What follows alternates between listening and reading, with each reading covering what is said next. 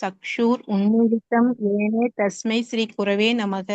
ஸ்ரீ சைத்தன்ய மனோபீஷ்டம் ஸ்தாபிதம் ஏன பூயலே ஸ்வயம் ரூப கதாமாக்கியம் ததாதி ஸ்வபதாந்திகம். வந்தேகம் ஸ்ரீகுரோ ஸ்ரீயுதபதகமலம் ஸ்ரீகுரூன் வைஷ்ணவாம்ச ஸ்ரீரூபம் சாக்ரஜாதம் சககண ரகுநாதான்விதம் தம் சஜீவம் சாத்வைதம் சாவதூதம் பரிஜன சகிதம் கிருஷ்ண சைத்தன்ய தேவம் ஸ்ரீ ராதா கிருஷ்ண பாதான் சககண லலிதா ஸ்ரீ விஷாகான் விதாம்ச.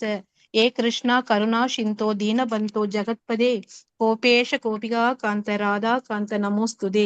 தப்த காஞ்சன கௌராங்கி ராதே விருந்தாவனேஸ்வரி விருஷபானு சுதே தேவி பிரணமாமி ஹரிப்பிரியே. வாஞ்சா கல்பதருப்யஷ கிருபா சிந்துப்யவச பதிதானாம் பாவனேப்யோ வைஷ்ணவேப்யோ நமோ நம. ஜெய் ஸ்ரீ கிருஷ்ண சைத்தன்ய பிரபு நித்யானந்த ஸ்ரீ அத்வைத கதாதர ஸ்ரீ வாஷாதி கௌரபக்த விருந்த. ஹரே கிருஷ்ண கிருஷ்ண கிருஷ்ண ஹரே ஹரே ஹரே ராம ராம ராம ஹரே ஹரே. நம ஓம் விஷ்ணு பாதாய கிருஷ்ண பிருஷ்டாய பூதலே ஸ்ரீமதே பக்தி வேதாந்த சுவாமின் இதி நாமினே. நமஸ்தே சாரஸ்வதி தேவே கௌரவாணி பிரச்சாரினே நீர்விசேஷ சூன்யவாதி பாக்ஷாத்திய தேசதாரிணி. ஸ்ரீல பிரபுபாதுக்கு ஜெய். மாதாஜி பாகவத பிரார்த்தனை படிக்கட்டுமா? நானே படிச்சிடறேன் மாதாஜி. ஹரே கிருஷ்ணா மாதாஜி. கொஞ்சம் நான் படிக்கிறேன் மாதாஜி. நாராயணம் நமஸ்கிருத்ய நரம் சைனவ நரோத்தமம் தேவீம் சரஸ்வதிம் வியாசம் ததோ ஜெயம் உதிரயேத். நஷ்ட பிராயேஷு அபத்ரேஷு நித்யம் பாகவத சேவையா பகவதி உத்தம ஸ்லோகே பக்திர் பவைதி நைஷ்டகே. முகம் கரோதி வாச்சாலம் பொங்கும் லங்காயதே கிருமித்த கிருபாதமகம் வந்தே ஸ்ரீகுரும் தீனதாரிணம் பரமானந்தம் மாதவம் ஸ்ரீ சைத்தன்ய ஈஸ்வரம். ஓம் நமோ பகவதே வாசுதேவாய. ஓம் நமோ பகவதே வாசுதேவாய. ஓம் நமோ பகவதே வாசுதேவாய. ஸ்ரீ பாகவத் பிரார்த்தனை. சர்வ சாஸ்திராப்தி பீயூஷா சர்வ வேதைக சத்பலா சர்வ சித்தாந்த ரத்னாய சர்வ லோகைக திருக்பிரதா சர்வ பாகவத் பிராண ஸ்ரீமத் பாகவத பிரபு கலித்வந்தோதாதித்ய ஸ்ரீ கிருஷ்ண பரிவர்த்தித பரமானந்த பாட்டாய பிரேம வர்ஷாக்ஷராய தே சர்வதா சர்வ சேவ்யாய ஸ்ரீ கிருஷ்ணாய நமோஸ்துமே. மத்யேக பந்தோ மத் சங்கின் மத்குரோ மன்மகாதன மத் நிஸ்தாரக மத் பாக்கிய மதானந்த நமோஸ்துதே. அசாது சாது தததாயின் அதினோச்ச தாக்கர கானா முஞ்ச காசின் மாம் பிரேம்னா கிருத்கண்டயோஸ்புரா. மொழிபெயர்ப்பு. ஓ எல்லா வேத இலக்கியங்களில் இருந்தும் கடைந்தெடுக்கப்பட்ட அமிர்தமே, வேதங்களின் மிக முக்கியமான ஆன்மீக பழமே மற்றும் எல்லா தத்துவங்களின் முடிவுகளான ஆபரணங்களை கொண்டவரே, உலக மக்களுக்கு ஆன்மீக பார்வையை கொடுப்பவர் மற்றும் வைஷ்ணவர்களின் உயிர் மூச்சாக விளங்குபவரே. பகவானே, நீர் கலியுகத்தின் இருளை போக்குவதற்காக உதித்த சூரியன். உண்மையில் நீர் எங்களிடம் திரும்பி வந்த கிருஷ்ணர். ஓ ஸ்ரீமத் பாகவதமே, உங்களுக்கு என் பணிவான வணக்கங்கள். உங்களை படிப்பவர்கள் உன்னத ஆனந்தத்தை அடைவார்கள். ஏனெனில் உங்கள் எழுத்துக்கள் அவர்களுக்கு தூய பக்தி தொண்டை பொழிகின்றது. நீங்கள் பகவான் கிருஷ்ணரின் அவதாரமாக இருப்பதால் எப்போதும் அனைவரும் உங்களுக்கு தொண்டு புரிய வேண்டும். ஓ ஸ்ரீமத் பாகவதமே, ஓ என்னுடைய ஒரே நண்பரே, உடன் இருப்பவரே, என்னுடைய ஆசிரியரே, என்னுடைய மிகப்பெரிய சொத்துமாகவும் என்னை விடுவிப்பவராகவும் இருப்பவரே, என்னுடைய மிக நல்ல பாக்கியம் மற்றும் ஆனந்தமாக இருப்பவரே, என்னுடைய மரியாதை கலந்த வணக்கங்களையும் ஏற்றுக்கொள்ளுங்கள். ஓ ஸ்ரீமத் பாகவதமே, புனிதமற்றவர்க்கும் புனிதத்தை வழங்குபவரே, மிகவும் வீழ்ச்சியடைந்தவர்களை உயர்த்துபவரே, என்னை எப்போதும் கைவிட வேண்டாம். கிருஷ்ணருக்கான தூய பக்தி தொண்டருடன் எப்போதும் என் இதயத்திலும் தொண்டையிலும் தோன்றுவீராக. அறிவோம் தத்சத். ஹரே கிருஷ்ணா. ஹரே கிருஷ்ணாங்க மாதாஜி. தேங்க்யூ மாதாஜி. தேங்க்யூ மாதாஜி. பார்வதி ராதாராணி மாதாஜி, ஸ்லோகம் படிச்சு ஃபர்ஸ்ட் பொருளரை மொழி படிங்க. சரி. हरे कृष्ण माताजी. प्रणाम माताजी. हरे कृष्णा. 27 தானே மாதாஜி? ஹரே கிருஷ்ணா. 27 தானே? பதம் 27. ஸ்ரீ ரூத்ர உவாசா யூயம் வேதி சதபுத்திர விதீதம் வஸ் சிகிஷிதம் அனுகிரகாய பத்ரம் வா ஏவம் மே தர்சனம் கிருதம். மாதாஜி 28 படிங்க மாதாஜி. நேத்து 27 படிச்சோம்ல. படிச்சிட்டீங்களா? ஹரே கிருஷ்ணா. சாஷாத்ரி குணாஸ் ஜீவ சம்சீஜித செய்தா பகவந்தம் வாசுதேவம் பிரபன்ன ச பிரியோ ஹிமே. மொழிபெயர்ப்பு. சிவபெருமான் தொடர்ந்து கூறினார், ஜடையேற்கும் மற்றும் உயிர்வாழிகள் அனைத்தையும் நாட்டுவிக்கும் முழுமுது கடவுளான கிருஷ்ணரை சரண் புகும் ஒருவன் எனது அன்பிற்கும் உண்மையில் பாத்திரமான ஆகிறான். பொருளுரை. இப்போ சிவபெருமான் தான் ஏன் இளவரசர்களுக்கு காட்சி கொடுத்தார் என்பதனை விளக்குகின்றார். ஏனென்றால் அவர்கள் அனைவரும் பகவான் கிருஷ்ணரின் பக்தர்கள் என்பதினால். இதனை பகவத்கீதை 7.19 குறிப்பிடுகின்றது. பகீனானம் ஜன்மனாம் அந்தே ஞானவான் பாம் பிரபத்தியதே வாசுதேவக சர்வமிதி சா மகாத்மா சுதுர்பலப. பற்பல பிறப்புகளுக்கும் இறப்புகளுக்கும் பின்னர் ஞானவான் தானே காரணங்கள், எல்லாவற்றுக்கும் மூலம் காரணம் என்பதை அறிந்து என்னை சரண்புக விரும்புகிறான். அத்தகைய பரமாத்மா கிடைத்துக்கரியவன் ஆவான். சிவபெருமான் சாதாரண மனிதர்கள் காண்பதற்கு அறியவர் ஆவார். வாசுதேவரின் கிருஷ்ணனை சரண் புகுந்த ஒருவரும் காண்பதற்கு அறிவரே ஆவார். ஏனென்றால் முழுமுதற் கடவுளை சரண் புகுந்த ஒருவன் அறியவனே ஆவான். சா மகாத்மா சுதுர்லபம்.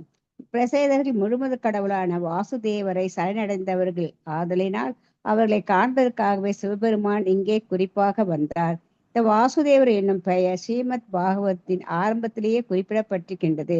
ஓம் நமோ பகவதே வாசுதேவாய என்று.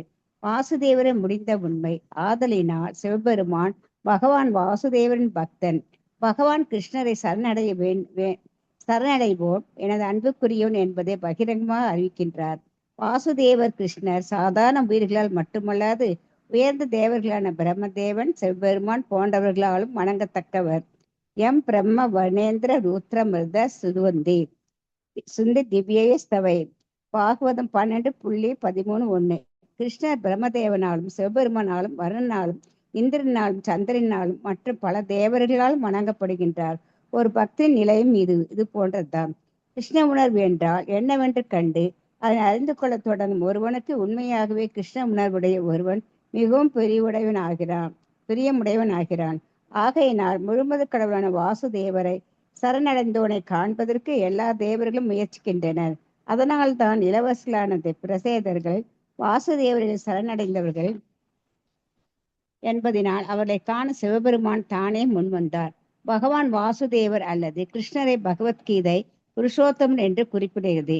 அவரை அனுபவிப்பவராகும் புருஷ பரமானாகவும் புருஷ பரமானாகவும் இருக்கின்றார். அவரே பிரகிருதி அல்லது புருஷ எல்லாவற்றிலும் ஆனந்தராக இருக்கிறார். ஜட இயற்கையின் முக்குணங்களினால் உயிர்கள் ஜட இயற்கையினையே ஆள்வதற்கு முயல்கின்றன. ஆனால் உண்மையில் உயிர்கள் புருஷராக அல்லது அனுபவிப்பராக இல்லை, ஆனால் பிரகிருதியாக இருக்கின்றது. இதனை பகவத்கீதை 7.5 விளக்குகின்றது. அபரேயம் திவ்யம் பிரகிருதும் வித்திமே பராம். இவர்கள் ஜீவர்கள் அல்லது உயிர்கள் பிரகிருதியாக அல்லது பரமபுருஷ பகவான் இடைச்சக்தியாக இருக்கின்றன. பௌதிக சக்தியோடு தொடர்பு கொள்ளும் பொழுது உயிர் ஜட இயற்கையினாலே ஆள நினைக்கின்றது. இதையும் பகவத்கீதை 15.7 உறுதி செய்கின்றது. மமவாம்சோ ஜீவலோக ஜீவபுத சனாதனக மன சஸ்திராந்திரியாணி பிரகிருதி ஸ்தானி கர்ஷித. பந்தப்பட்ட உலகில் உள்ள ஜீவர்கள் என்று முழவினது துண்ணிய பகுதிகளை பந்தப்பட்ட வாழ்க்கையின் காரணமாக அவர்கள் தமது மனம் உள்ளிட்ட 6 புலனேந்திரங்களுடன் துன்புறுகின்றன. ஜடையற்கின் மேல் பாத்துக்கலாம் மாதாஜி. இதோட பாக்கலாம். சரிங்க. தேங்க்யூ மாதாஜி. கிருஷ்ணா, தேங்க்யூ. இப்போ நாம வந்து சிவபெருமான் பாடிய துதிப்பாடல்னு சொல்லி 28வது பதத்துல 24வது அத்தியாயத்துல 28வது பதத்துல பாத்துட்டு இருக்கிறோம். இப்ப சிவபெருமான் ஏன் இங்க இளவரசர்களுக்கு பிரச்சேதர்களுக்கு காட்சி அளித்தார் அப்படின்னு சொல்றாரு. ஏன்னா அவங்க முக்கியமா இங்க விஷ்ணு பக்தர்கள், கிருஷ்ண பக்தர்கள். அவங்க ஹரே கிருஷ்ணா. சோ இங்க வந்து எல்லாருமே விஷ்ணு பக்தர்கள், கிருஷ்ண பக்தர்கள். அதனால பகவான் அவங்களுக்கு காட்சி அளிக்கிறார். 7.19 கூட பார்த்திருக்கிறோம். பகுநாம் ஜென்ம நாம் அந்த ஞானவான் மாம் பிரபத்தியதே வாசுதேவ சர்வமிதி. வாசுதேவன் தான் எல்லாம், சர்வமிதி அப்படிங்கிறது அறிவது ரொம்ப அரிதானது. ரொம்ப அரிதான ஆத்மாக்கள் மட்டுமே இதை தெரிஞ்சுக்கிறாங்க. அதுவும் எப்படி பல பல பிறவிகளுக்கு பின்னாடி. அப்ப சிவபெருமான் சாதாரண மனிதரை காண்பதற்கு ரொம்ப அரியவர். எல்லாருக்கும் அவர் காட்சி தர மாட்டார். சோ வாசுதேவரை சரண் புகுந்த ஒருவரும் காண்பதற்கு, கிருஷ்ணரை காண்பதற்கு ரொம்ப அரிது. சிவபெருமானே சாதாரணமா காட்சி தர மாட்டாரு. அப்ப கிருஷ்ணர் யாருக்குமே காட்சி தர்றது கிடையாது, பக்தர்களை தவிர, தூய பக்தர்களை தவிர. ஏன்னா அவங்க வந்து சூதுர்லப. அப்படி பிரச்சேதர்கள் வந்து இங்க வாசுதேவரை சரணடைந்த காரணத்தினால் சிவபெருமான் அவர்களுக்கு காட்சி அளிக்கிறார். அதனாலதான் ஓம் நமோ பகவதே வாசுதேவாய அப்படின்னு ஆரம்பத்திலேயே முதல் ஸ்லோகத்துல படிக்கிறோம். ஜென்மாதி அஸ்யதோ அன்வயா திதர்த சார்தேசு அபிக்ஞஸ்வராட் அப்படின்னு. தேனே பிரம்ம கிருதாய ஆதிகவையே மொய்யந்தியத் சூரைக தேஜோவாரோ தேஜோவாரோ அமிர்தம் எத்திர வினிமயோ சாரி தேஜோவாராம் எத்திர வினிமயோ எத்திர திருஷர்க்கோ அமிர்ஷா தாம்னா ஸ்வேன சதா நிரஸ்த கூகம் சத்தியம் பரம் தீமகி அப்படின்னு. இப்ப வாசுதேவரே முடிந்த உண்மை, எல்லா உண்மைகளுக்கும் உண்மை அப்படின்னு போய் பார்த்தோம்னா, எல்லா காரணங்களுக்கும் காரணம் யாருன்னு பார்த்தோம்னா வாசுதேவன், அந்த கிருஷ்ணர் தான். அதனால்தான் சிவபெருமான் பகவான் வாசுதேவரின் பக்தராக இருக்கிறார். வைஷ்ணவானாம் யதா சம்போ அப்படின்னு. இப்ப பகவான் கிருஷ்ணரை சரணடைந்தவர்கள் சிவபெருமானுக்கு மிகவும் அன்புக்குரியவர்கள். அத வந்து பகிரங்கமா சொல்றார். யாரெல்லாம் கிருஷ்ணருடைய பக்தர்களோ அவங்கெல்லாம் என்னுடைய அன்புக்குரியவர்கள் அப்படின்னு. வாசுதேவ கிருஷ்ணர் சாதாரண உயிர்களால் மட்டுமல்லாது உயர்ந்த தேவர்களான பிரம்ம தேவர், சிவபெருமான் இவர்களால் வணங்கப்படுபவர். இப்ப கிருஷ்ணர், பிரம்மதேவர், சிவபெருமான், வருணன், இந்திரன், சந்திரன், இப்படி 33 தேவர்களும் கிருஷ்ணருடைய பக்தர்கள். அப்போ ஒரு பக்தனோட நிலையும் இதுதான். கிருஷ்ண உணர்வு அப்படின்னா என்னவென்று கண்டு அதை அறிந்து கொள்ள தொடங்கும் ஒருவனுக்கு உண்மையாகவே கிருஷ்ண உணர்வுடைய ஒருவன் மிகவும் பிரியமுள்ளவன் ஆகின்றான். ஏன்னா நாமெல்லாம் இப்ப ஒன்னா ஏன் சேர்ந்திருக்கிறோம்? பகவான் கிருஷ்ணனை முழுமுதற் கடவுளாக ஏற்றுக்கொண்டு வணங்குவதால் நாமெல்லாம் இப்ப ஒன்னா சேர்ந்திருக்கிறோம். சோ இதுல வந்து நான் தேவர்களை வணங்குறேன் அதனால இதுக்கு வரமாட்டேன்னு சொல்லி வெளியில இருக்கிறவங்க எல்லாம் 2:30 மணிக்கு இன்னும் அந்த அறியாமையில இருக்கிறாங்க. சோ அறியாமையில் இருக்கிறவங்களால இங்க உள்ள வர முடியாது. ஏன்னா அவங்களுக்கு பல கடவுள்கள் இருக்காங்க, பல துதிப்பாடல்கள் இருக்கு. ஆனா கிருஷ்ணரை மட்டுமே முழுமுதற் கடவுளாக ஏற்றுக்கொண்டவர்கள் எல்லாம் ஒரே அலைவரிசை, என்ன அலைவரிசைகள் வந்து ஒரே மாதிரி இருந்தாதான் அவங்க எல்லாம் ஒரே அசோசியேஷன் எடுக்க முடியும். சோ இது வந்து பக்தர்களோட அசோசியேஷன் ரொம்ப ரொம்ப முக்கியம். இப்ப கிருஷ்ண உணர்வு அப்படின்னா அதை என்னவென்று கண்டு அதை அறிந்து கொள்ள துவங்கும் ஒருவனுக்கு கிருஷ்ண உணர்வுடையவன் மிகவும் பிரியமானவனாகின்றான். ஏன்னா அவங்களும் கிருஷ்ணரை பத்தி அறிய விரும்புறாங்க. சோ அவங்கள வந்து ஆலிங்கனம் பண்ணிக்கிறாங்க பக்தர்கள். ஏன்னா நமக்கெல்லாம் தலைவர் யார்? ஒரே ஒரு தலைவர். இப்ப பல தலைவர்கள் இருந்தா அதுல எப்பவுமே என்ன ஆகும்? குழப்பம் உண்டாகும். இப்ப நிறைய தேவர்களை வந்து முழுமுதற் கடவுளா வழங்குறவங்களுக்கு எப்பவுமே குழப்பம்தான். நிறைய புத்தகங்கள் படிப்பாங்க. நீங்க லைப்ரரி போனீங்கன்னா இல்ல புக் ஷாப் போனீங்கன்னா நிறைய புத்தகங்கள் விற்கும். ஒவ்வொரு புத்தகத்துல ஒவ்வொரு மாதிரி போட்டிருக்கோம். காளி தேவி தான் எல்லாத்துக்கும் அதிபதி, துர்க்கை தான் அதிபதி, இல்ல விநாயகர் புராணத்துல அவர் வயிற்றுலதான் எல்லா உலகம் இருக்கு, அவர் தான் அதிபதி. சோ ஸ்கந்த புராணத்துல முருகர் தான் அதிபதி. இப்படி இப்ப மக்கள் வந்து பல புத்தகங்களை படிச்சு குழப்பம் அடைவாங்க. ஆனா அங்கீகரிக்கப்பட்ட புத்தகங்களை மட்டும்தான், சாஸ்திரங்களை மட்டும்தான் ஏற்றுக்கொள்ள வேண்டும். அங்கீகரிக்கப்படாத கற்பனைக்கு தகுந்த மென்டல் ஸ்பெகுலேட் பண்ணி எழுதுற புத்தகங்களை எல்லாம் படிச்சா குழப்பம்தான் வரும். சோ மக்கள் வந்து அந்த மாதிரி பல புத்தகங்களை படிச்சு குழப்பத்துல அறியாமையில ஊறி கிடக்குறாங்க.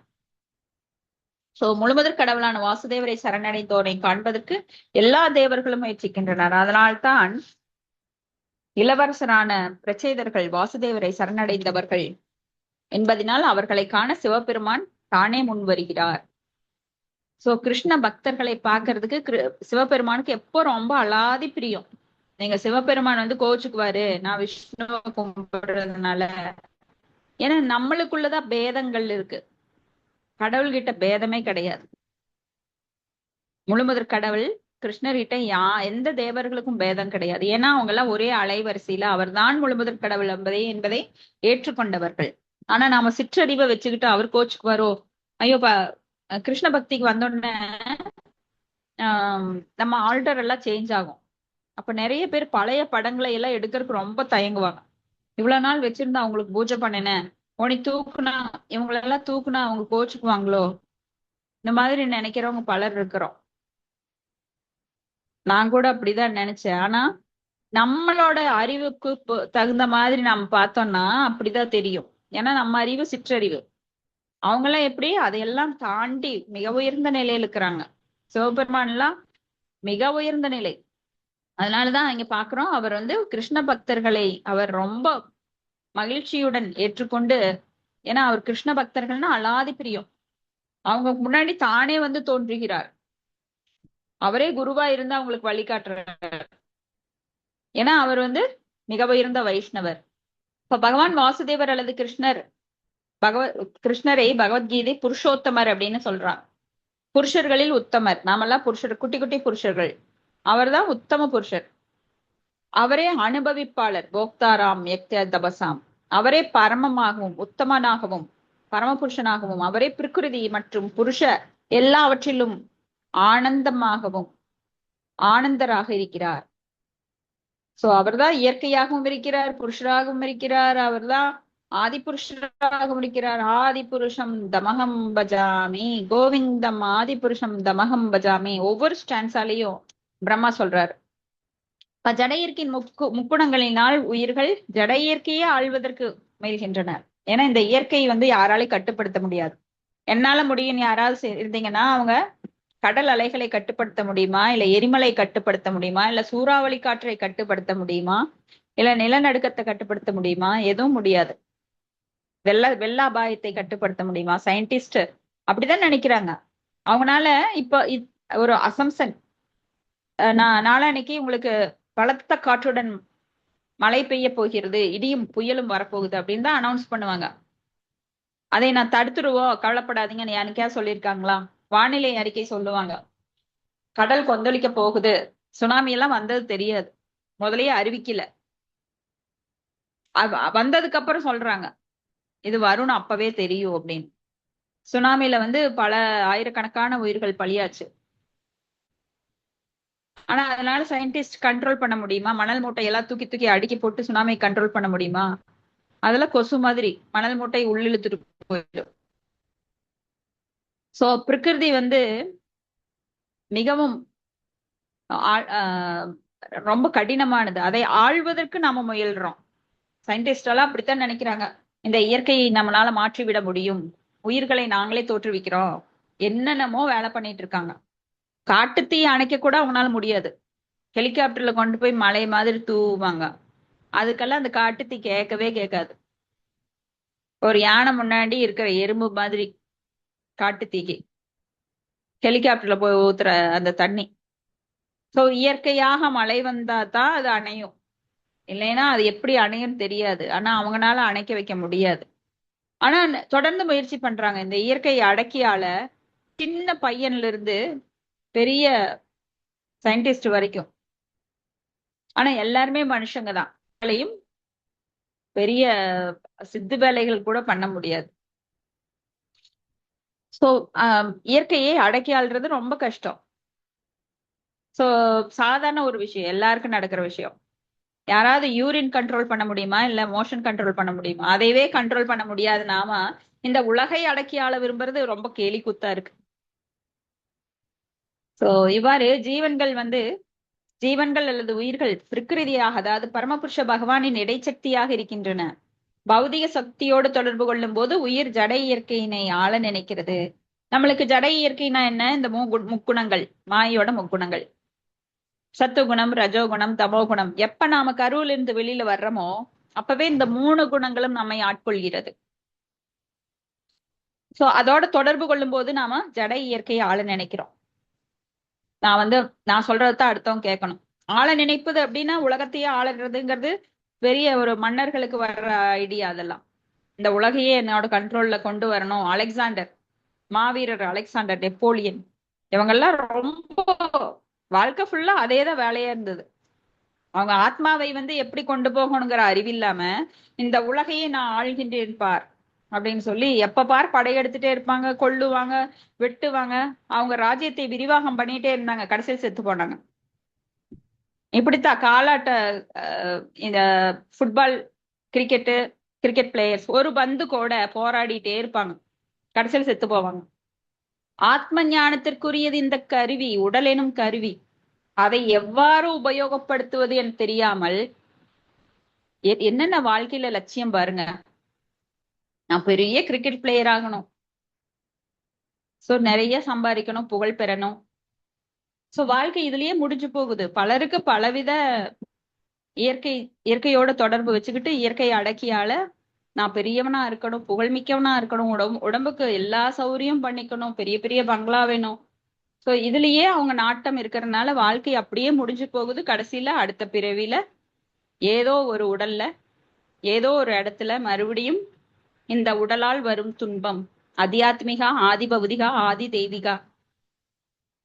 சோ பிறப்பு, இறப்பு, மூப்பு, பிணி, ஜென்ம, மிருத்து, ஜரா, வியாதி, இதுக்குள்ளேயே தங்களோட ஆத்மாவை கட்டி வச்சிடுறாங்க. ஆனா பகவான் எல்லாருக்கும் ஒரு சிறு சுதந்திரம் கொடுத்திருக்கார். அதுக்கு சில பிரபுபாதர் அழகான உதாரணம் சொல்லுவார். ஒரு மாடு நீங்க மேய விடுவாங்க, பார்த்திருக்கீங்களா? விவசாய நிலத்துல அது கொஞ்சம் ஒரு 10 முழம் கயிறு இல்ல 15 முழம் கயிறு, 20 முழம் கயிறை கட்டி ஒரு ஆணியில அடிச்சிருவாங்க. சோ அது அந்த அளவுக்கு போய் மேயலாம். ஆனா அது என்ன பண்ணுன்னா,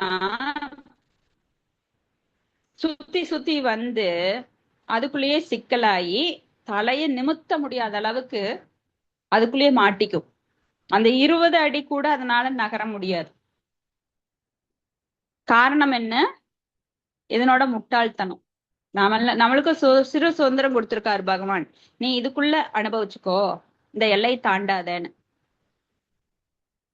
தர்ம, அர்த்த, காம, மோட்ச அதையும் நம்மளுக்கு கொடுத்தாரு.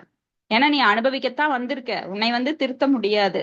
என்னை விட்டு பிரிஞ்சு அதுக்கு வந்திருக்க, அதுக்கு நான் அனுமதி தர்றேன். ஆனா ஒரு எல்லை கோட்டுக்குள்ள அனுபவி, அதை தாண்டி போனேன்னா நீ மாட்டிக்குவ சொல்லியே அனுப்புறாரு. ஆனா நாம என்ன பண்றோம்? இந்த அறம்பொருள், இன்பம், வீடு பேரு அதெல்லாம் மறந்துட்டு அந்த சுத்தி சுத்தி அந்த மாடு எப்படி ஒரு இடத்துல தலையை கூட நிமித்த முடியாத அளவுக்கு சிக்கல் ஆயிக்குதோ, அது போலத்தான் நாம பலவித விஷயங்கள்ல இந்த ஜட இயற்கையோடு தொடர்பு கொண்டு அனுபவிக்கின்ற எண்ணத்துல காம, குரோத, லோப, மோகம், மதம், ஆச்சரியன்னு பல எண்ணங்களால சிக்கி கடைசியில மாட்டிக்கிறோம். சோ இங்க பந்தப்பட்ட உலகில் உள்ள ஜீவர்கள் எனது நுண்பகுதிகளே, நாமெல்லாம் பார்ட் அண்ட் பார்சல், பகவானுடைய நுண்ணிய பகுதி. இப்ப பந்தப்பட்ட வாழ்வின் காரணமாக அவைகள் தனது மனம் உட்பட 6 புலனேந்திரியங்களுடன் துன்புறுகின்றன. ஏன்னா நம்ம மனமானது அடக்க முடியாதது, நம்ம புத்தியானது தெளிவாக இல்லைன்னா மனதுக்கு கீழே புத்தி போய் நம்ம மனதை பேதலிக்க வச்சு இந்த இந்திரியங்கள் மூலமாக, புலன்கள் அனுபவிக்க, நம்ம கண்ணு, காது, மூக்கு, தொடுப்புலன் இதையெல்லாம் வச்சு அனுபவிக்கணும்னு முயற்சிக்கிறோம். கண்டதையும் சாப்பிட்றோம், கண்டதையும் முகர்றோம், கண்டதையும் கேட்கிறோம். சோ தொடு உணர்ச்சி இதன் மூலமா இன்பம் அனுபவிக்க முற்படும் போது எல்லை தாண்டி போய் அது பாவ விளைவுகளை உண்டாக்கி மறுபடியும் நம்மளை பந்தப்படுத்தி கட்டுண்ட வாழ்வில் மேலும் மேலும் நம்மளை சிக்க வைக்கின்றது. புதைகுழிக்குள்ள போன மாதிரி புதைஞ்சுட்டே போறோம். ஒவ்வொரு ஜென்மத்திலையும் இது அடுக்கடுக்கா மாறிட்டே இருக்கும்போது நம்மளோட பாவ விளைவுகள் காரணமாக துன்பங்கள் மேலும் மேலும் பெருகிக் கொண்டே இருக்குது. துன்பத்திற்கு காரணம் என்ன? உடல் எடுக்கிறதுனால தான் உடலில் வரும் துன்பம் தான் நம்மளுக்கு துன்பம். சூட்சும உடல் ஆகட்டும், பௌதிக உடல், இந்த மேல இருக்கிற ஸ்தூல உடல், இதன் வழியாகத்தான் நாம புலநுகர்ச்சிகளை அனுபவிக்கிறோம். துன்பங்கிறது உண்மையிலேயே கிடையாது. ஆத்மாக்கு இன்பம் இல்ல, துன்பம் இல்லை, இருமைகள் கிடையாது. சச்சித் ஆனந்தமயமானது. ஆனால் உடலால் உணரக்கூடியதுதான் எல்லாமே துன்பம். ஏன்னா நாம உடல் பற்றிய எண்ணத்திலேயே எப்பொழுதும் மிதந்து கொண்டிருக்கிறோம். நான் இந்த உடல், நான் இந்த உடல், நான் இந்த உடல், நான் இந்த உடல், எனக்கு இந்த பேரு, எனக்கு இந்த சொத்து, இது போனா எனக்கு கவலை, இது இருந்தா இன்பம், நாமளே பிக்ஸ் பண்ணிருக்கிறோம். எப்போ இந்த ஜென்மத்துல இல்ல, பல ஜென்மங்களா அது அந்த வாசனை அழுந்த பதிஞ்சு இருக்கு. அதனாலதான் இன்னைக்கு நம்மளுக்கு யாராவது திட்டுனா கோபம், யாராவது திட்டுனா அவமானம் நினைக்கிறோம். மான, அவமானம், கோபம், மகிழ்ச்சி, இந்த இருமைகள் தொடர்ந்து வந்து கொண்டிருப்பதால் தான் நம்மளுக்கு இந்த ஃபீலிங்ஸ் அட்டாக் ஆகுது. இல்லைன்னா நம்மளுக்கு உண்மையில துன்பம் இல்ல, இன்பம் இல்ல, மனம் பரம் காரணம், எல்லாம் மனதினோட வேலை. சரி, அடுத்தது யாராவது படிக்கிறீங்களா?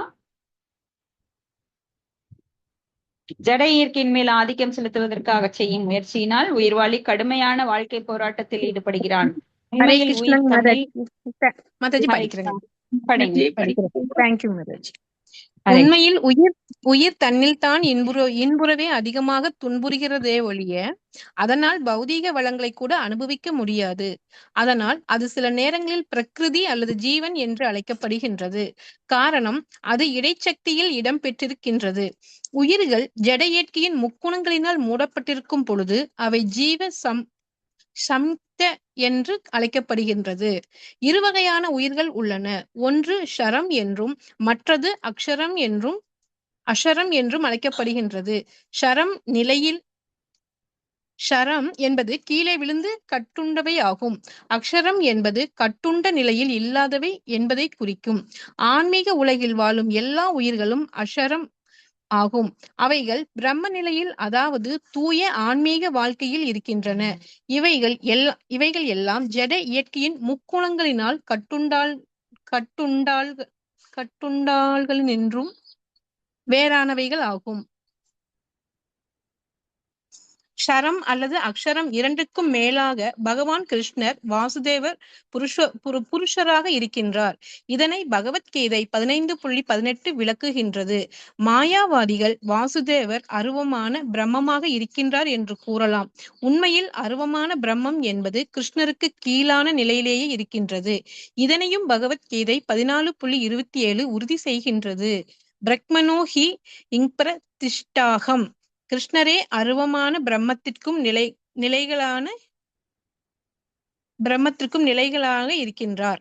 பிரம்ம சம்ஹிதையும் 5.40 இதனை உறுதி செய்கின்றது. யஷ்ய பிரபவதோ ஜெகதண்ட கோடி. அருவமான பிரம்மமானது ஜோதியிலேயே அன்றி வேறில்லை. அந்த ஜோதியும் கிருஷ்ணரின் உடலிலிருந்தே தோன்றுகின்றது. அதில் எண்ணிலடங்காத உலகங்கள் மிதக்கின்றன. இவ்வாறு எல்லா நிலைகளிலும் வாசுதேவ கிருஷ்ணரே பரமபுருஷராக விளங்குகின்றார். அவரை முழு சரண் அடைபவர்கள் மீது சிவபெருமான் மகிழ்ச்சியும் நிறைவும் கொள்கிறார். முழு சரணாகதியினையே கிருஷ்ணரும் விரும்புகின்றார். இதனை அவரே பகவத்கீதையின் கடைசி அத்தியாயத்தில் 18.66 குறிப்பிடுகின்றார். சர்வதர்மான் பரித்யஜ்ய மாம் ஏகம் சரணம் ரஜ. சாக்ஷாத் என்னும் வார்த்தை மிகவும் முக்கியமானது. இதன் பொருள் நேரடியாக என்பதாகும். ஏராளமானோர் தம்மை பக்தர்கள் என்று சொல்லிக் கொள்வர். உண்மையில் அவர்கள் கர்மிகளாகவோ ஞானிகளாகவோ இருப்பார்கள். அவர்கள் எல்லாம் கிருஷ்ணரின் நேரடியான பக்தர்கள் அல்லர். கர்மிகள் சில நேரங்களில் தங்கள் செயல்களை பகவான் வாசுதேவருக்கு அர்ப்பணிப்பர். இது கர்மார்ப்பணம் எனப்படும். இவைகள் எல்லாம் பலன் தரும் செயல்களே ஆகும். கர்மிகள் பகவான் விஷ்ணுவை, பிரம்மதேவனையும் சிவபெருமானையும் போல தேவர்கள் என்றே கருதுகின்றனர். அவர்கள் பகவான் விஷ்ணுவையும் தேவர்களின் நிலையில் வைத்து பகவான் வாசுதேவரை சரண் புகுவதும் பிற தேவர்களை சரண் புகுவதும் ஒன்று என்றே கருதுகின்றனர். அவர்களது இக்கருத்து தவறானது.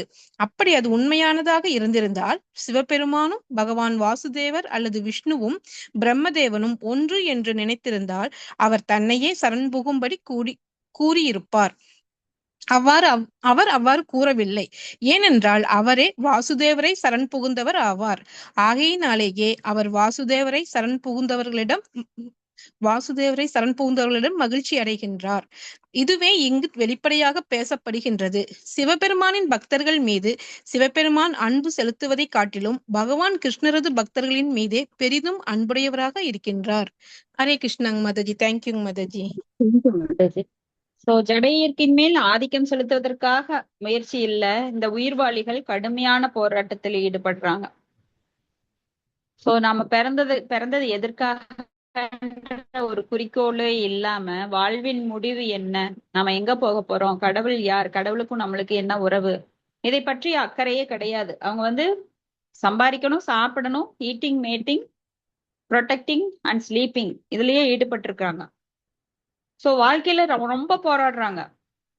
ஏன்னா நாம வாழ்க்கையில போராட வேண்டிய அவசியமே இல்லை. நிறைய பேரு நினைக்கிறாங்க நான் போராடி சம்பாரிச்சா அதனாலதான் இந்த குடும்பம் நடக்குது, இல்லைன்னா எல்லாமே ஒண்ணுமே இங்க இந்த குடும்பத்துல இருக்காது. ஆனா நம்ம அழகான ஒரு ஸ்லோகம் பார்த்திருக்கோம். தசைவ சாரி அதாவது நாம் என்னதான் பண்ணினாலும் நமக்கு வர்றதெல்லாம் வர்ற டைம்ல வரும். அதே போல இன்பம் எப்படி வருகிறதோ தசைவ ஹேதோ பிரயதேத கோவிதோ நலப்பியதே யத் உபரியதக தத் சுகம் காலேன அப்படின்னு ஸ்லோகத்துல என்ன சொல்றாங்கன்னா, எப்படி நம்மளுக்கு இன்பம் வருகிறதோ அதே போல துன்பமும் வரும். ஏன்னா இதுக்கெல்லாம் முதலீடு எப்ப போட்டிருக்கோம்? ஏற்கனவே போட்டுட்டோம். இப்ப திடீர்னு நாம போய் சம்பாதிக்கிறதுனால எனக்கு பணம் வராது. நான் முதல்ல விதை விதைச்சதுனால இப்ப பழம் அனுபவிக்கிறேன். இப்ப விதைச்ச உடனே யாருக்கும் பழம் காய்ச்சி தொங்கிராது. விதை விதைச்சு அதுக்கு தண்ணி ஊத்தி அது களை வெட்டி நீர் ஊற்றி செடியாகி மரமாகி பூ பூத்து காயாகி அப்புறம் கனியாகிறதுக்கு காலம் பிடிக்கும். அதனால இப்ப நான் ரொம்ப பாடுபடுறேன், அதனாலதான் நான் அனுபவிக்கிறேங்கிற என் தவறான நோக்கம். ஏன்னா நாம செய்த கர்ம வினைகளின் படி முன் ஜென்மத்துல நாம என்ன போட்டோமோ அதை இந்த ஜென்மத்துல அனுபவிக்கிறோம். இப்ப என்ன போடுறோமோ அதை அடுத்த ஜென்மத்துல அனுபவிப்போம். நிறைய பேர் தவறா நினைச்சுக்கிறாங்க. பாருங்க, நான் ரொம்ப உழைப்பாளி, அதனால நான் அனுபவிக்கிறேன், அதனாலதான் எனக்கு காசு சேர்ந்துட்டுது. நீ என்னதான் உழைச்சாலும் உனக்கு கர்ம விதி மோசமா இருந்தா உங்ககிட்ட எதுவும் தங்காது, எல்லாம் அடிச்சுட்டு போயிடும். சம்பாதிக்கலாம், லாட்டரி சீட்டு விழுந்துருக்கலாம், ஆனா நைட்டே ஒருத்தன் கொள்ளையடிச்சிட்டு போயிடுவான். சோ அந்த லாட்டரி சீட்டு விழுந்ததுனால அவனுக்கு அடுத்தது நோய் வந்திருக்கும். சோ லாட்டரியில நிறைய பணம் வந்தது, ஆனா கேன்சர் அந்த ட்ரீட்மெண்ட்டுக்கு முக்காவாசி போயிடுச்சு. இப்படி எத்தனையோ கதைகளை நம்ம பாக்குறோம். யாருக்கெல்லாம் நம்ம 100% நான் சம்பாதிச்சேன், நானே 100% அனுபவிச்சேன்னு எவனும் சொல்ல முடியாது. கர்ம விதி தான் இதை நிர்ணயம் பண்ணுது. கர்மனோ நிர்த்தகதி கிந்துச பக்தி பாஜாம். சோ நீ என்ன செய்தியோ அதைத்தான் உன்னால அனுபவிக்க முடியும். முழு பணத்தையும் யாராலையும் அனுபவிக்க முடியாது. நான் சம்பாரிச்சேன் நானே அனுபவிக்கிறேன்னு அவன் பேரனுக்கு எல்லாம் சேர்த்து வச்சிருப்பான். 10 தலைமுறை உட்காந்து சாப்பிடலாங்கன்னு பார்த்தா 2வது தலைமுறையிலேயே எல்லாம் அடிச்சுட்டு போயிடும். சோ அந்த கருமி தனக்கும் இல்லாம பகவானுக்கும் இல்லாம தன்னோட பிள்ளைகளை உடலை கொடுத்ததுனால பிள்ளைகள், ஆனா அவன் வளர்த்த விதம் எப்படி? கருமி, அவனே ஒரு கருமி. பிள்ளைகளை எப்படி வளர்ப்பான்? கருமித்தனமா வளர்ப்பான். சோ அங்க மகாலட்சுமி இருக்க மாட்டாங்க. எங்க விஷ்ணு இல்லையோ அந்த இடத்துல மகாலட்சுமி நிரந்தரமாக குடிக்கொள்ளுவதில்லை. ஒரு 3 பரம்பரை இருப்பாங்க, பாப்பாங்க, இவன் ஒண்ணு தேடுற மாதிரி தெரியல, என்னுடைய நாயகனை இவங்க மையமா வைக்கல, விஷ்ணுவை வழிபடவில்லை, இந்த வீட்டுல நான் இனி இருக்கக்கூடாது, பொறுத்து பொறுத்து பாப்பாங்க, அப்படி எந்திரிச்சு போயிருவாங்க அந்த வீட்டை விட்டு. சோ அதனாலதான் அவங்க சஞ்சலா. சஞ்சலா அப்படின்னா ஒரு இடத்துல இருக்க மாட்டாங்க, வேற வேற இடத்துக்கு போயிருவாங்க. நீங்க பாத்தீங்கன்னா 3 பரம்பரை நல்லா இருப்பாங்க, 4வது பரம்பரை அவங்க சீரழிஞ்சு போயிடுவாங்க. ஏன்னா அவங்களுக்கு ஒரு மண்டக்கணம் வந்துடும், நாங்கெல்லாம் பரம்பரை பணக்காரர் அப்படின்னுட்டு. சோ இப்படித்தான் மேடு பள்ளங்கள் நிறைந்தது இந்த வாழ்க்கை. அப்ப இங்க 2 விதமான உயிர்வாளிகள் இருக்கிறாங்க. ஒண்ணு ஷர, இன்னொன்னு அக்ஷர. ஷர அப்படின்னா வீழ்ந்த ஆத்மாக்கள், அக்ஷர அப்படின்னா என்றுமே வீழாத ஆத்மாக்கள். வீழ்ந்த ஆத்மாக்களுக்கெல்லாம் ஒரு உலகம் இருக்கு. என்ன உலகம் அது? ஹரே கிருஷ்ணா. பாதாள உலகம் மாதாஜி. இல்ல, பௌதிக உலகம். நாமெல்லாம் வீழ்ந்த ஆத்மாக்கள் தான் Mataji, sorry to say this. நாமெல்லாம் ஷர, பாதாள உலகத்துல இல்ல. இந்த பூமியே துக்காலயம் தான். பாதாள உலகம் மட்டும் இல்ல, எல்லாம் இந்த மீறில 14 உலகங்களுமே பிறப்பு இறப்பு என்கின்ற துன்பங்களை கொண்டதுதான். பிறப்பு இறப்பு மூப்பு பிணின்னு எல்லா ஜட உலகங்களும். நாமெல்லாம் வீழ்ந்த ஆத்மாக்கள். அப்போ வீழாத ஆத்மாக்களுக்கு எந்த இடம் இருக்கு? எப்பவுமே ஒரே மாதிரி இருக்கிறாங்களே, ஆன்மீக உலகம், அக்ஷர. அங்க வீழாத ஆத்மாக்கள். அவங்க வேற்றுமையான எண்ணம் கிடையாது, எப்பவுமே பகவானுக்கு சேவை செய்யணுங்கிற எண்ணம் மட்டும்தான். அதனால இந்த கீழ்த்தரமான புத்தி எல்லாம் வராது. ஆண் பெண் கவர்ச்சியை நாம் அனுபவிக்கணும், நான் அனுபவிக்கணுங்கிற புத்தியே அவங்களுக்கு வராது. கடவுள் அனுபவிக்கணும், அவர்தான் போக்தாராம் யக்கிய தபசாம். அவருக்கு நாம என்ன பண்ணலாம்? அவருக்கு சேவை செய்வதிலேயே எப்பொழுதும் ஈடுபட்டு கொண்டிருப்பதனால் அவங்களுக்கு அவங்கள பத்தி நினைப்பே கிடையாது. ஏன்னா அங்க பசி கிடையாது, தாகம் கிடையாது, எந்த ஒரு டிமாண்ட்ஸும் கிடையாது, அங்க இருமைகள் கிடையாது. அதனால எப்பவுமே அவங்க வந்து ஒரே எண்ண அலைகள். பகவானுக்கு சேவை செய்யணும், பகவானுக்கு சேவை செய்யணும், பகவானை போற்றணும், பகவானை பாடணும், பகவத்கீதை படிக்கணும். அங்கேயே பகவத்கீதை இருக்கு, பாகவதம் இருக்கு. சோ அதையெல்லாம் பாடிட்டு மச்சித்தா மத்கத பிராணா போத எந்த பரஸ்பரம் அப்படின்னு சொல்லிட்டு அது வந்து எப்பவுமே இன்பமான சூழல்ல இருப்பாங்க. சோ மாயாவாதிகள் என்ன பண்றாங்கன்னா, வாசுதேவர் அருவ பிரம்மனாக இருக்கிறா அப்படின்னு சொல்றாங்க. அதாவது பகவானுக்கு உருவம் இல்ல, ஆனா பகவானுக்கு உருவம் இருக்கு. அந்த உருவத்திலிருந்துதான் பிரம்மஜோதி வெளிப்படுது. அந்த பிரம்மஜோதிக்கும் அடிப்படை நான் தான் சொல்றாரு, பிரம்மனோகி பிரதிஷ்டாகம். சோ இது பிரம்மதேவரும் அதை உறுதிப்படுத்துறாரு. 5.40 यस्य प्रभा प्रवदो जगतण्ड कोडी कोडी स्व अशेष वसुधादि विभूति पिन्नम तद्ब्रह्म निष्कलमनन्द अशेष भूतम गोविन्दमादि पुरुषं तमहं भजामि. சோ அருவ பிரம்மங்கிறது அவருடைய தேகத்திலிருந்து வர்றதுதான், வேற கிடையாது. அவர் உடலிருந்து வருகின்றது. அப்ப அதுல வந்து எண்ணிலடங்கா உலகங்கள் மிதக்கின்றது. அதுல இப்படி எல்லா வாசுதேவ கிருஷ்ணரே பரமபுருஷராக விளங்குகிறார். அவர் முழு சரண் அடைந்திருப்பவர்கள் மீது பகவான் வந்து சிவபெருமான் மகிழ்ச்சி கொள்கிறார், மகிழ்ச்சியும் நிறைவும் கொள்கிறார். அப்ப சிவபெருமானுக்கு வந்து இங்க வேற்றுமை கிடையாது. என்னை கும்பிடல, இவங்கெல்லாம் கிருஷ்ணர் கும்பிடுறாங்க, ரொம்ப சந்தோஷப்படுறாரு. கிருஷ்ண பக்தர்களை பார்த்து அவர் ரொம்ப சந்தோஷப்படுறார், தன்னையே வெளிப்படுத்துறார். சோ சொல்றார், சர்வதர்மான் பரித்தச்ச மாம் ஏகம் சரணம் விரஜ. இங்க அடிக்கடி நம்ம சொல்லிருக்கோம், இந்த மாம் என்னை சரணடை, என்னை. ஏன் இதை என்னைன்னு முக்கியமா குறிப்பிட்டு சொல்றார்?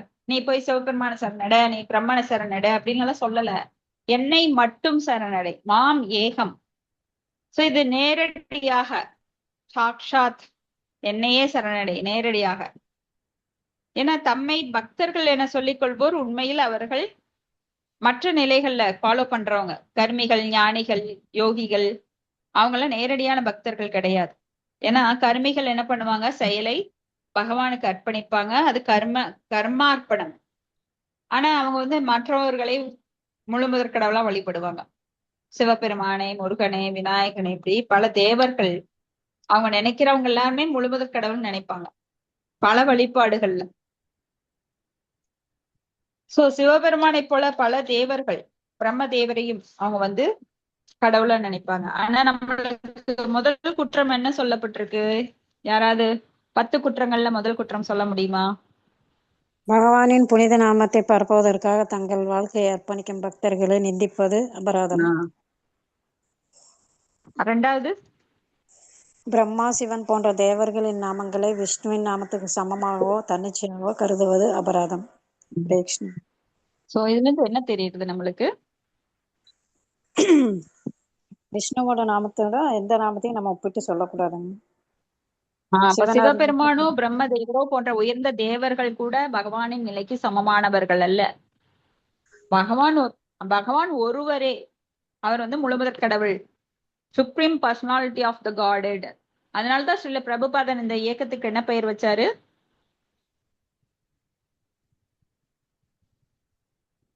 என்ன பெயருங்க?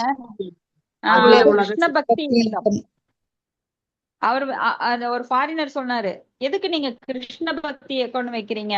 அப்ப கிறிஸ்டின், முஸ்லீம் இவங்க எல்லாம் வரமாட்டாங்க, நீங்க காட் கான்சியஸ் கடவுள் இயக்கம்னு வைங்க அப்படின்னு ஸ்ரீல பிரபுபாதருக்கு ஐடியா சொன்னார். அப்ப ஸ்ரீல பிரபுபாதர் சொன்னார், அதெல்லாம் முடியாது, கிருஷ்ணர் தான் முழுமுதற் கடவுள், அவரை தவிர வேற யாரும் கிடையாது, அதனால அப்படிதான் இருக்கணும் பேரு அப்படின்னு சொன்னார். அதுக்கப்புறம் வேதங்கள் எல்லாம் படிச்சு, புராணங்கள், சாஸ்திரங்களை எல்லாம் புரிஞ்சுக்கிட்டு லட்சக்கணக்கான, கோடிக்கணக்கான பக்தர்கள், ஃபாரின் பக்தர்கள் இன்னைக்கு அந்த இயக்கத்துல இருக்கிறாங்க.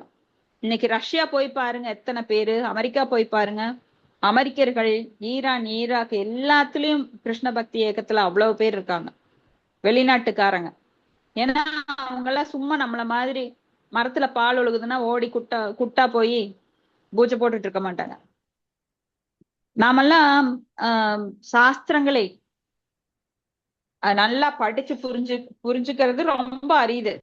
ஆனா ஃபாரினர்ஸ் எல்லாம் சும்மா ஏத்துக்க மாட்டாங்க கண்மூடித்தனமா. அந்த மரத்துல பால் ஒழுகுது, இங்க வந்து உம் ஏதோ நடந்தது அப்படின்னு எல்லாம் கட்டுக்கதையெல்லாம் நம்ப மாட்டாங்க.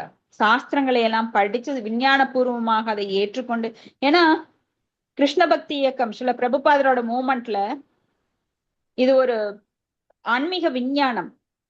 பகவத்கீதையோ பாகவதமோ சும்மா நீங்க படிச்சா உங்களுக்கு தெரியாது. அது விஞ்ஞான பூர்வமாக எத்தனை கருத்துக்கள் இருக்கு, எத்தனை கோள்கள் இருக்கு, பகவான் எப்படி உருவாக்கினார், எதோட சேர்த்தா என்னவா மாறுது, துல்லியமாக கொடுக்கப்பட்டிருக்கு எல்லாமே. எந்த ஒரு சயின்டிஸ்டும் இதை முழுசா படிச்சு மறுக்கவே முடியாது. அந்த அளவுக்கு சில பிரபுபாதர் இதை மொழிபெயர்த்து கொடுத்திருக்காரு. இது ஏற்கனவே இருந்தது வேதங்கள். நிகம கல்பத்தரோர் கலிதம் பலம் சுகுமுகா தமிருத திரவ சம்யுதம் பிபத பாகவதம் ரசம் ஆலயம் முகோர் அகோர் அசிகா புபு பாவுகாக அப்படின்னு. சோ இதை படிச்சா maths, science, history, geography, chemistry, biology என்ன வேணுமோ அத்தனையும் உங்களுக்கு கிடைக்கும். நீங்க முழுசா 12 காண்டம் முடிக்கிறதுக்குள்ள உங்களுக்கு என்னென்ன வேணுமோ அத்தனை சப்ஜெக்டும் இதுல கிடைக்கும். ஆனா நல்லா படிச்சு புரிஞ்சவங்களுக்கு தான். ஏன்னா பின்னாடி வர கால்குலேஷன், இந்த பௌதிக உலகங்கள் எப்படி உருவாக்கப்பட்டது, எங்கெங்க என்ன இருக்கு, ஆன்மீக உலகம் எங்க இருக்கு, அதனோட நிலைப்பாடு என்ன, இதெல்லாம் நம்ம சாதாரணமா படிச்சோம் அப்படின்னா நம்மளுக்கே புரியாது. ஸோ சயின்டிஸ்ட் எல்லாம் இதை ஆராய்ச்சி பண்ணி படிச்சு அதை ஏத்திருக்கிறாங்க நிறைய பேர். ஸோ அன்னைக்கு அதனாலதான் இன்னைக்கு ஜோதிடம் பாருங்க, ஜோதிடவியல் அப்படின்னு இந்த கிரகங்களை கொண்டு கால்குலேட் பண்றாங்க பாருங்க. அதெல்லாம் எவ்வளவு அற்புதமானது. என்ன நடக்க போகுது, இந்த ஜாதகருக்கு இந்த கோள்கள் ஆட்சி இருக்கு, இதெல்லாம் எப்படி சயின்டிபிக்கா எல்லாமே எப்படி சொல்ல முடியும்? ஏன்னா இந்த ஜோதிடங்கிறதெல்லாம் வேத சாஸ்திரம், வேதத்திலிருந்து எடுத்ததுதான் இந்த கால்குலேஷன் எல்லாம். வாமன சாஸ்திரம் மாதாஜி சொல்றாங்க. வானசாஸ்திரம் மாதாஜி. வானசாஸ்திரம் நான் தெரியாம எம் போட்டேன். சாரி மாதாஜி. சரி. ரொம்ப இன்னைக்கு இன்வால்வ்டா கேட்டுட்டு இருக்கேன். சாரி மாதாஜி. ஓகே. சோ இது வானசாஸ்திரம். இத வந்து யாருமே கால்குலேட் பண்ண முடியாது. ஏன்னா பாரத பூமி நம்ம திருநாடு எவ்வளவோ செல்வங்கள் நிறைந்தது, இந்த மாதிரி சாஸ்திர ஞானம் நிறைந்தது. சாஸ்திரத்தை, அந்த சாஸ்திர நூல்களை பிரிச்சு பார்த்தா நம்மளுக்கு A to Z எல்லாமே இருக்கு. குழப்படாதுங்கிறதுக்காக ஒண்ணு பொய் ஆயிடாது. நம்மளுக்கு அறிவில்லைன்னு ஏத்துக்கணும். அறிவு இருக்கு, எல்லாம் இந்த நூல்கள்ல வேத இலக்கியங்கள் எல்லாம் அறிவு இருக்கு. எனக்கு அறிவில்லைங்கிறதுக்காக அதுல ஒண்ணுமே இல்லைன்னு சொல்ல முடியுமா? எனக்கு தகுதி இல்லை. அதை நான் ஒத்துக்கிறதுக்கு நிறைய பேருக்கு ரொம்ப கஷ்டமா இருக்கு. ஓகே. சோ பகவான் வாசுதேவரை சரண் புகுவது பிற தேவர்களை சரண் புகுவது ஒன்று என கருதக்கூடாது. இது வந்து தவறானது. அப்படி இருந்திருந்தா சிவபெருமானும் பகவான் வாசுதேவர் அல்லது விஷ்ணுவும் பிரம்மதேவனும் ஒன்று என நினைத்திருந்தால் அவர் தன்னையே சரண் புகும்படி கூறியிருப்பார். சோ அவர் சிவபெருமான் ஏன் சொல்றாரு, விஷ்ணு பிரதாதாம் சர்வேசாம் விஷ்ணுர் ஏவன, முக்தி பிரதாதாம் சர்வேசாம் விஷ்ணுர் ஏவன அசம்சயக. ஏன்னா பல அசுரர்கள் அவர்கிட்ட முக்தி கேக்குறாங்க, பல முனிவர்கள். ஆனா சிவபெருமான் அது கொடுக்க முடியாது, நீ விஷ்ணுவை சரண் புகுந்து அதை வாங்கிக்கோ. ஏன்னா முக்தியை கொடுக்கக்கூடியவர் அந்த முகுந்தன் மட்டுமே. முகுந்தன்னா யாரு? முக்தி தருபவர். ஆகையால் அவர் வசுதேவரை சரண் புகுந்தவர் மகிழ்ச்சி அடைகிறார். அதனாலதான் பௌதிக செல்வங்களை விஷ்ணு பக்தர் கேட்காமையே கொடுத்துடுறாரு. ஏன்னா அவர்களால் இவர் மகிழ்ச்சி அடையும் போது தானாகவே வந்துடுது. சோ இங்க இது வெளிப்படையா பேசப்பட்டிருக்கு. சிவபெருமானின் பக்தர்கள் இது சிவபெருமான் அன்பு செலுத்துவதை காட்டிலும் பகவான் கிருஷ்ணரது பக்தர்கள் மீது பேரன்புடையவரா இருக்கிறார். ஏன்னா சிவபெருமான் பக்தர்கள் யாரு? பௌதிகவாதிகள், கர்மகாண்டவாதிகள். அவரை நாடுறவங்க எல்லாருமே இந்த பேய் பிசாசுக்கள், அசுரர்கள், பூதகணங்கள், இவங்க எல்லாம் தான் சிவபெருமானோட பக்தர்களா இருப்பாங்க. கர்மகாண்டிகள், பலன் கருதும் இவங்க எல்லாம் நிறைய பேரு சிவபெருமானை அணுகுவாங்க. ஏன்னா அவங்களுக்கு எல்லாம் நல்லது வேணும். உண்மையிலே இந்த உலகத்துல நல்லது கிடையாது. ஆனா அவங்க நினைக்கிறாங்க எனக்கு செல்வம் வந்தா நல்லது, எனக்கு புகழ் வந்தா நல்லது, பதவி வந்தா நல்லது. அந்த நல்லதுக்காக அவங்க போடுற முதலீடு இருக்கு பாருங்க. புகழுக்காக வேண்டி அவங்க என்னென்ன கஷ்டப்படணும். ஆனா ஒரு கிருஷ்ண பக்தனுக்கு தானாகவே கிருஷ்ணர் புகழ் கொடுத்துருவார். அவனை ஆடவில்லை என்றாலும் அவர் வெளிக்காட்டிடுவார். எல்லாருக்கும் புகழ் சேர்ற மாதிரி எடுத்து காட்டிடுவார். ஒரு கிருஷ்ண பக்தன் புகழை நாடுவது இல்லை, பணத்தை நாடுவது இல்லை. ஆனால் அவர் எல்லாத்தையுமே கொடுத்துடுறாரு. உனக்கு வேணுமோ இல்லையா, ஆனா நான் தருவேன். அப்படிதான் அவர் துருவருக்கு கொடுத்தாரு. அவர் என்னோட தாத்தாவை விட, பிரம்மதேவரை விட, பிரம்மலோகத்தை விட மிக உயர்ந்த லோகம் வேண்டும் அப்படின்னு தவம் பண்றாரு. எதுக்காக? தன்னுடைய அவளை நான் அவமானப்படுத்தணும்னு நினைச்சு. ஆனா பகவானை பார்த்த உடனே அந்த பௌதிக ஆசைகள் அத்தனையும் கரைஞ்சு ஓடிடுது அவரை விட்டு. அவர் ரொம்ப தூய்மையாயிடுறாரு. கண்ணாடி கல்லுக்கு ஆசைப்பட்டுட்டனே நானு, ஒரு வைரக்கல் இருக்கிறது தெரியாம கண்ணாடி கல்லுக்கு ஆசைப்பட்டுட்டேனே. ஏன்னா பகவானுடைய பக்தி எவ்வளவு பெருசு, பகவானோட பக்தர்களோட சங்கம் எவ்வளவு பெருசு. உங்களுக்கெல்லாம் பக்தர்கள் சங்கம் நம்மளுக்கெல்லாம் கிடைச்சிருக்கு அப்படின்னா சாதாரண விஷயம் கிடையாது. உங்களுக்கு எவ்வளவோ சங்கம் கிடைக்கும். இப்ப இதை விட்டுட்டு நீங்க வெளியில போனீங்கன்னா உங்களை நாடி பல பேர் வருவாங்க. சொந்தக்காரங்க ஒரு போன் எடுத்து பேசுவாங்க. ஏய் நல்லா இருக்கிறியா, எங்க நீ அந்த ஃபங்க்ஷன் காணோம், அவ உன்னை பத்தி அப்படி சொன்னா, நீ அதனாலதான் வரலேனா. அப்படியே தொடங்கி வச்சுட்டாங்களா, பத்த விட்டுட்டாங்க. அப்படியே அந்த தீ பத்திட்டே போகும். நீங்களும் அதை நம்பி கேட்டுட்டு ஓ நீ அப்படி சொன்னையா.